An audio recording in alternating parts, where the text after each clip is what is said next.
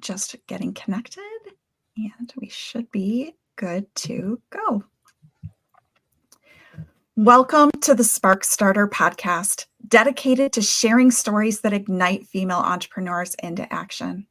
I'm your host, Elizabeth Goede, and I'm here to fan the flame of your entrepreneurial spirit. Each week, we bring to you the inspiring stories of women trailblazers from around the world who have sparked change in their industries, powered their ideas into thriving businesses, and pioneered their way to success. So whether you're an aspiring entrepreneur, a startup enthusiast, or a seasoned business leader, join us as of these incredible women whose tales will surely ignite a spark in each one of us. My guest today is Karen Leigh. Karen is a trailblazing mindset coach and hypnotherapist and the founder of Karen Leigh. She is one of overcoming personal changes, embracing challenges, embracing change, and empowering others to step into their power.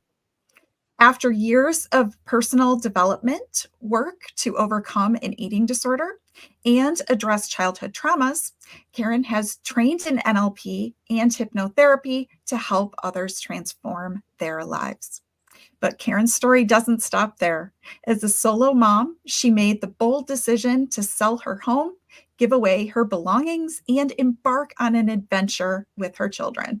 She now homeschools while running her business, defying the notion that women must choose between motherhood and entrepreneurship. Karen's experiences have fueled her passion for helping others overcome their limiting beliefs and emotional blocks that hold them back in life. Through her work, she sparks change in the lives of her clients and empowers them to reach their full potential. Karen, thank you so much for joining me today. I'm so excited to have you on the show. Thank you so much for having me and for that intro as well. Thanks, Elizabeth. So, Karen, let's start with this idea of, let's go all the way back in time. So you obviously had some big catalytic moments in life that sort of, empowered you to get to this place. So why don't you tell us a little bit about sort of where you started? Mm-hmm. So as a child, and I think this is very common and people can relate, I feel I wasn't very empowered or encouraged to go towards my dreams and goals. I remember expressing what I'd love to do when I left school, and it would be shot down or laughed at, or I was told I needed a plan B. And so I started to suppress, I actually became very sort of introverted and quiet because I felt if I did express myself and what I wanted, and I was dreaming big. There was no limits as far as I was concerned. I felt very lost. I then had taken on all of these limiting beliefs from society as my own. And as I came to find out doing the work that I do now, if we take on limiting beliefs, our subconscious mind will find the evidence that it's true. And so they consumed me throughout my teenage years and my 20s, and low self-worth plays a part in that as well. So that was my teens and 20s, sort of stopped dreaming big, just left school at 15, got a job in a shoe shop, and then stopped dreaming big, just sort of accepted that this is what life had to offer. And that was me for about 15 years after I left school until I had my children, and that's when things changed. So,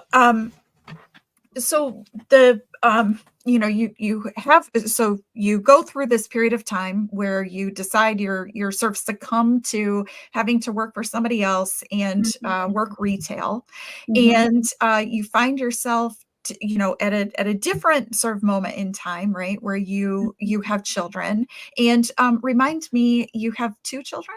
Mm-hmm. Okay. Yeah. So you have 2 children, and so tell me about sort of that moment. That was sort of on your, in your plan to have the children at that point in time. It was sort of a surprise. And then let's walk through sort of where you go from there. Mm-hmm. So by the end of my late 20s, I had both of my children, yet very much wanted, I always wanted to be a mum. And when I had my children, they're only a year apart, Oh my 15 months gosh. between them.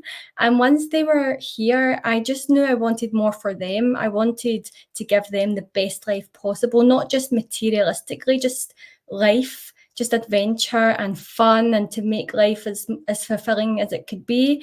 And I sort of knew that I had to better myself, because I knew, although I wouldn't have given it labels as limiting beliefs and low self-worth, or I had zero confidence at the time, really, I wouldn't have given it that label. So I knew I had to do a lot of work.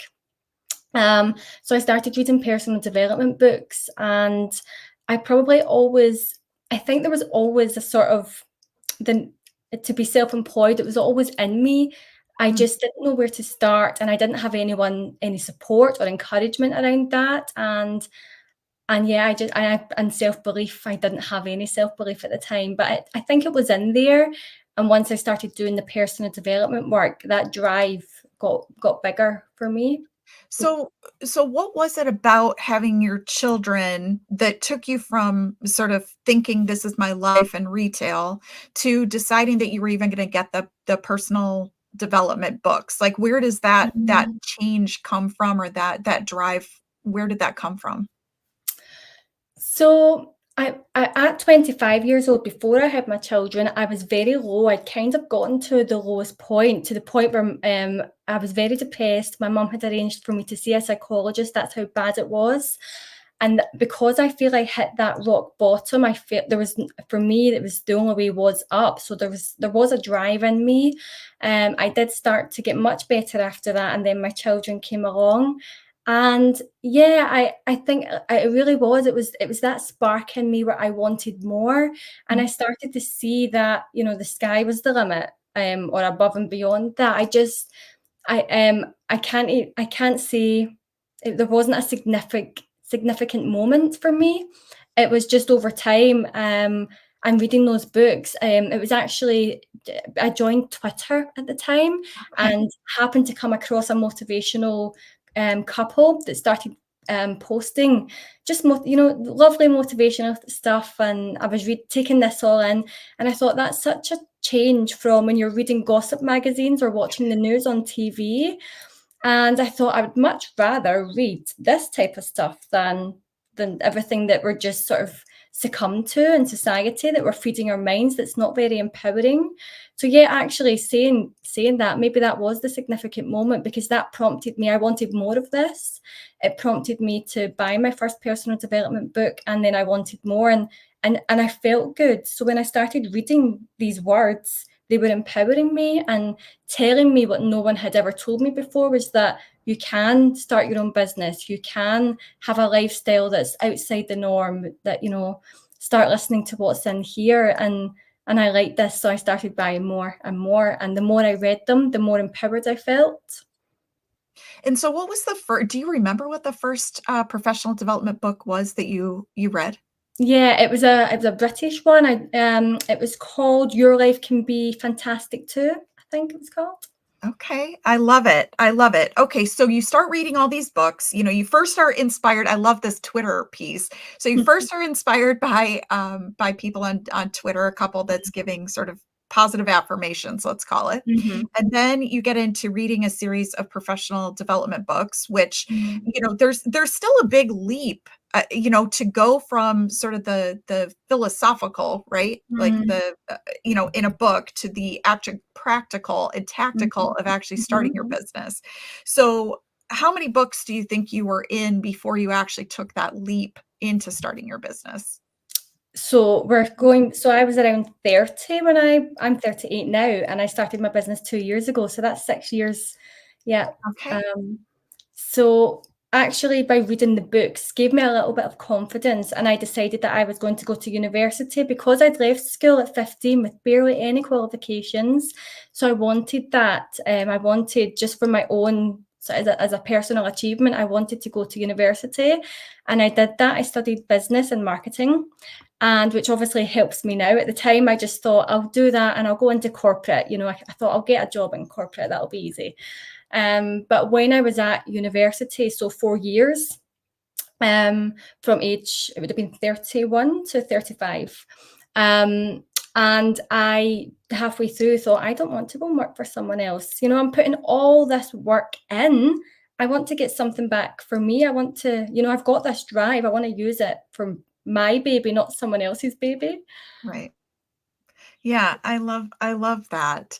And I love the fact that you also, recognize that you wanted to go back to school. Mm. And when you were in school, were you finding mentorship? Like, I mean, again, just because you go to university doesn't give you the sort of empowerment and I say this lightly because I do. I mean, I certainly have gone through, college education, et cetera. So I obviously find value there. But, when I was in school, I actually have my bachelor's of fine arts. And so I went to art school and it was sort of like, they just told you were supposed to freelance. Like, so Mm. in a way, the school that I went to was like, you should have your own business because you should just freelance. But they didn't actually at that point in time give you any of the actual practical skills of what it was to start your own business. So my curiosity is this: you go back to school to obviously, sort of, I don't want to say check that box, but to satisfy your additional education, which I love, a thirst for knowledge. Mm-hmm.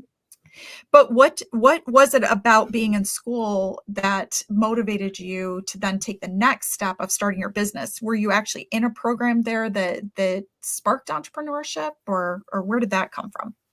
So it actually wasn't, university in itself didn't do anything, but it actually was the thing that made me think, I don't want to just go out and go and work in a corporate company. So, and I feel like everything I've learned about business and even marketing as well, I've learned from my own seeking the knowledge outside of university. I can barely remember anything. I think I was taught to go and, I mean, I could probably go and run a business, the operations departments, I could probably do a lot of that and do it successfully. But they're not sort of training you up to go off and set up your own business. So everything that I learned, definitely learned from mentors and from my reading books and podcasts and that type of thing. Yeah. Okay. So you after you realize, school helps you realize that you're not cut out to, I often refer to it as be a house cat. Mhm. After you sort of figure out that you're more of a wildcat and you want to start your own business, how much time was in between that period of time? And did you do anything between school and starting your own business? So I was working in corporate at that time as well, and I had great mentors actually that saw that. I mean, I was hardworking, so whatever, it didn't matter what project I was given, I would pour everything into it, and I was rewarded for that, even if it was just by words, just telling me, you're doing great. Or so I did have people around me, and that did, because I didn't see it in myself. So the fact that they saw it and that not different roles and different managers were saying it made me think, well, there must be something, because my self-belief, I still had a lot of work to do in my self-belief during that time. And I got to the point when I was finishing uni, coming to the end of university, and I didn't know what I wanted to do. So I felt very lost in that sense. I just knew I didn't want to go and work for someone else. And I considered I was very interested in marketing, which the work I do now is very around, it's about psychology and the subconscious mind. And it's funny that back then it was marketing that drew me in, because there's obviously a connection there. Right. So I was going to go down the marketing route and set up on my own digital marketing agency is what I considered. Mhm. Um, and there's still just something just wasn't quite right. And I wasn't 100% in. I thought there's something else. And I actually hired a coach, a mentor. This was around 2020. So when everything, we Yep. know what was going on in that time. And I hired a coach because I just thought, I'm about to finish university and I do not know what I want to do. And they really helped. They really helped pull out the stuff that I couldn't quite see. And, rather than listening to the noise of the world, what do I want to do? And then that sort of got me into NLP and hypnotherapy and what I'm doing now. Yeah, I love that story of, even in a way, it was like your own journey of self-enlightenment. Mm-hmm. Okay, so so you decide to start your business, and from your intro, you as part of starting your own business, you sort of sold everything and Mm. gave That everything was away. more recent. Yeah, that was more Okay, recent. okay. Well, tell me about that. So had you started the business already then, Mhm. before you made that move? Yeah, so this is going back. I started almost 2.5 years ago now. I started my business, and I had done my NLP, neuro linguistic programming training before that, and set up immediately. So even the NLP training that I did, every technique that I had to be trained in, I had to have myself. And I think that just completely propelled me. I was, by the time I'd finished my course, my training, I was set up. I fully believed in myself. I had so much confidence that I could go off and do this. I didn't need to wait until the right time. I just a week later I had my first client, because I'd been sharing my journey as well. So on social media, I had been sharing I'm doing my NLP training and this is what I'd love to do. And people had been watching that. So by the Mhm. time that I had finished my training and was celebrating, I've completed it today. The next week I had my first client, and then it gradually sort of moved on from there. And that was 2.5 years ago. Yeah, and I love the little nuggets that you're dropping throughout this about, the fact that you were sharing it so that when you actually got to the point you had your first Mhm, client. That's really, really good advice. mhm, So you have your own company, and you're a solopreneur, like mhm. you don't have any staff that works for you. So tell all of us a little bit about what you think the hardest part is about having your business. I think juggling, because I'm obviously homeschooling at the moment, and it's very challenging to find the balance. I think being a solo mum as well, and having my two kids and homeschooling them, which I think they've actually chosen they want to go to school the next term, which is nice for us all, I think. But that's been really challenging, and there's a lot of guilt that comes with that because because I do have children, and you do want to you know yourself, and anyone who is running a business, especially at this sort of first few years, you're pouring everything into it, your energy and everything you've got. You're working pretty much from morning to night, and that's really hard, and the guilt that comes along with Mhm. that as well. So that's been the challenging part for me. I mean, obviously other challenges along the way, but that's I think the mum guilt and finding that life balance as well. Yeah, absolutely. Well, just because I wouldn't want to leave us on that note, what do you think has been the biggest success or the thing you've been most proud of or happiest with in your business? I think the connection with others. So the work I do is around the self belief, self worth, empowering the mind. I work with the subconscious mind, but I also run retreat days and mindfulness classes in person and online. And the people that it brings together, and the people that you might not have met otherwise, because we don't really show our vulnerability. Um, and authenticity often, it's to when I'm running these classes, or even with clients, it's really touching that they trust me and that they're open with me, and those connections last. I feel like I've met the most beautiful, amazing people through my work that I might not have met otherwise. So I think that's very rewarding for me. I feel very grateful that people come to my classes and choose to work with me. Yeah, I love that. What a great blessing to be able to also see the Mhm. transformation of people that you work with. So Mhm. so great.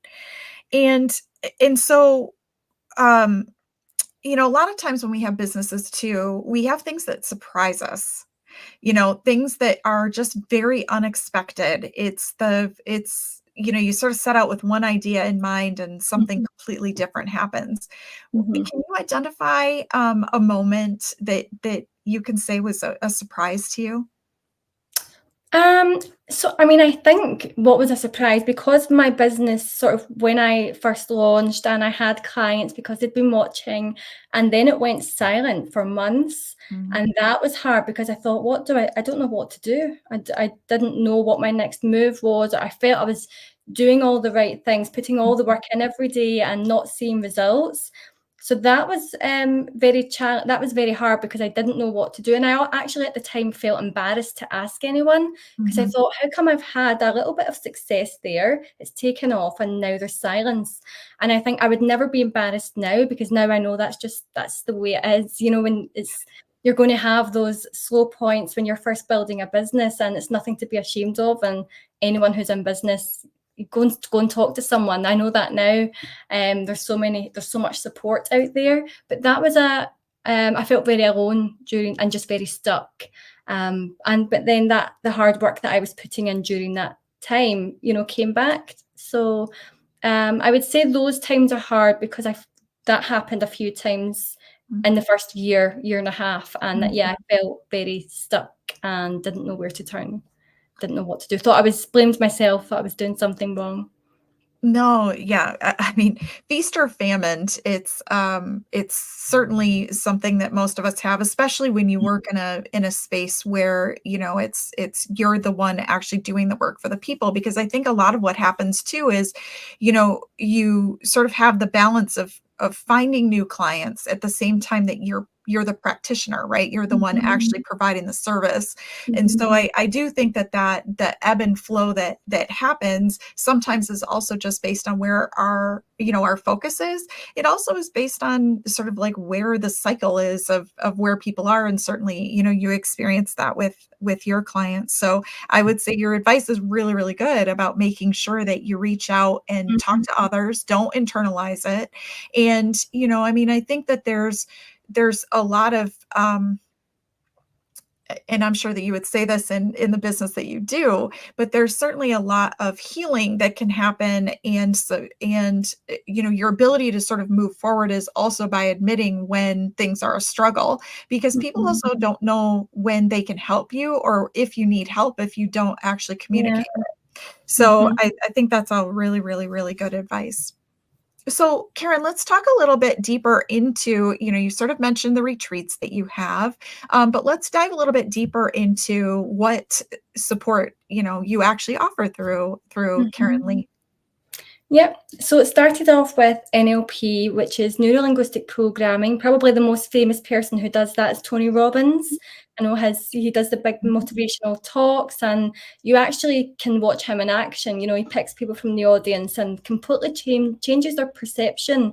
Their whole body language shifts. And so it's neuro-linguistic programming that I do. And the focus for me is on getting to the root of emotions. So emotions like anger, fear, sadness, which there may be blocks, they're holding us back. So we get to the root cause, because every decision we make is emotionally driven. And if we're not making very productive decisions, it could be fear, or it could be we're not making a decision because of fear, it's holding us back.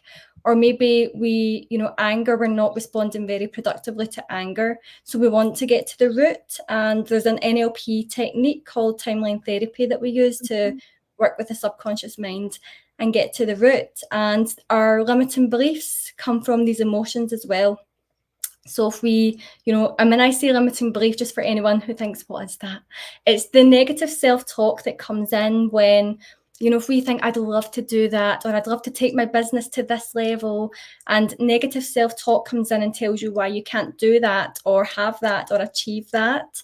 I think the first thing to acknowledge is you weren't born with that limiting belief, which I call it. If you can take it on, you can let it go. And this is the work I do, either through NLP, and now I offer hypnotherapy as well. That's fantastic. And so, Karen, the types of clients that you work with, is there a particular type of person that is the right person to work with you, or how does someone know that they should work with you? So if they're feeling, I always say it's if they're feeling stuck, but they have that drive. So it doesn't necessarily have to be in business. I have had people come and say, I have blocks around my business, and we're able to remove them and replace them with empowering beliefs and thoughts and habits. But also it can be a lifestyle change. And for often it's people, they're feeling unfulfilled and stuck, and they don't know what to do to take that next step. So I always say we're never stuck. We always, if we have that sort of default of being stuck, there's always that other, if we can just turn our gaze, we always have that other option of opportunities, possibilities. We might be feeling all the icky feels, but all the good feels are in there as well. We can tap into them. So if they're feeling stuck in any area of their life, it doesn't need to be in business, although often it is around work or career or business. It can be anything. Some people don't want to run their own business. Some people do want to feel just fulfilled, that they're living a life that feels good for them and not to live up to others' expectations. Yeah, that's really good insight, and could really helpful for, I'm sure, many, Mhm. many people. And Mhm. then, Karen, we didn't really talk about this, but you sort of sold everything. You picked up your kids. You mentioned that you're homeschooling them. So tell us about the adventure of that experience. Mhm. So I would never have done this 10 years ago. I would never have had the confidence or self-belief that I could carry this off. And maybe there's a part of me that thinks, do I feel like I have, I need to catch up and do all the stuff that I didn't feel able to before, just because of that, not having the self-belief. But yeah, so I think I was always going to do it. So I mentioned earlier I hired a coach in 2020. And I think even just with the events of what was going on that year really made me reevaluate life and what I wanted. And I purposely set up my business so that I could work from anywhere. So I never had a space, like an office space, or where people could come. I did run retreats and classes, but I can do that anywhere, and I'm now doing them online. And I always knew I was going to sort of sell up and go off somewhere, whether it was Europe or even just another part of Scotland. Right now we're in Texas. We have family here. So yeah, I think I always knew I was going to do that. And I sold up and took my kids on an adventure, and I feel that's what I did. We will go back to Scotland. But we wanted to experience living somewhere else. My kids thrived when we visited Texas last year. They loved the lifestyle here, being outdoors every day. So yeah, we're here for now. Yeah, I love that. I mean, a very, very big adjustment, certainly Mhm. the difference between Scotland Mhm. and Texas is pretty significant. So what a Yeah. great experience though that you're giving your children, and being able to sort of see the world, and be able to look to you and look up to you, as you're able to afford that for them, and as you build your business. Mhm. So, as we get close to wrapping up, I have a couple more questions for you. Mhm. The first and most important is, how do people actually get in touch with you if they want to learn more? Mhm. So they can go onto my website, iamkarenleigh.com. There's some free resources there, and a bit more about my story on there as well, and the services I offer and how I can help people. And social media, I'm very active on Instagram and Facebook as well. I am Karen Leigh. They can find me there. Yeah, messages are welcome. Any questions, I'm happy to chat. So just get in touch. Fantastic. I love that. And then the last thing is, I always ask every guest, what one word or a short phrase would be as a form of inspiration to other women who are looking to start a business. What would be that word or short phrase that you'd give as inspiration? Dance with the fear, because I Oh, think that the fear, no one's immune to the fear. So I always, myself included, I still, no matter the work I've done on myself, it's still, we still feel fear when we set a new goal or a bigger, better goal. Just dance with it, act in spite of it. yeah, I love that. It's beautiful. Just beautiful. And, Karen, is there anything else that we didn't talk about today that you feel like you would want to make sure that all of our listeners might need to know? I think just with me and my message being about, the power of the subconscious mind. And if that negative self-talk is coming in and telling someone they can't start their business or progress their business or whatever it is that's talking them down and holding them back, just shift that. What's the empowering version of that? Because that can become your default. I think we mentioned positive affirmations earlier, and people might, sort of brush it off as being a bit woo-woo, but they work. Just like the negative stuff works, we take that on. We can take on the empowering beliefs too. So switch it up. If negative self-talk is coming in, switch it to the empowering belief and feed that instead. Yeah, that's really beautiful and really good insight to leave everyone with today. I just want to thank everyone for joining us today. Thank you so much, Karen, and thanks to all of our listeners who have joined us on the SPARK StartHer Podcast. It's been an absolute pleasure bringing you the uniquely inspiring stories that ignite female entrepreneurs into action. I've been your host, Elizabeth Goede, and on behalf of all the awe-inspiring women entrepreneurs out there, I encourage you to not only dream big, but to ignite those dreams into action. Remember, every spark can lead to an extraordinary fire. So keep the spark alive for today, tomorrow, and the vibrant future beyond. Don't forget to subscribe to our podcast to never miss a spark. Until next time, stay ignited.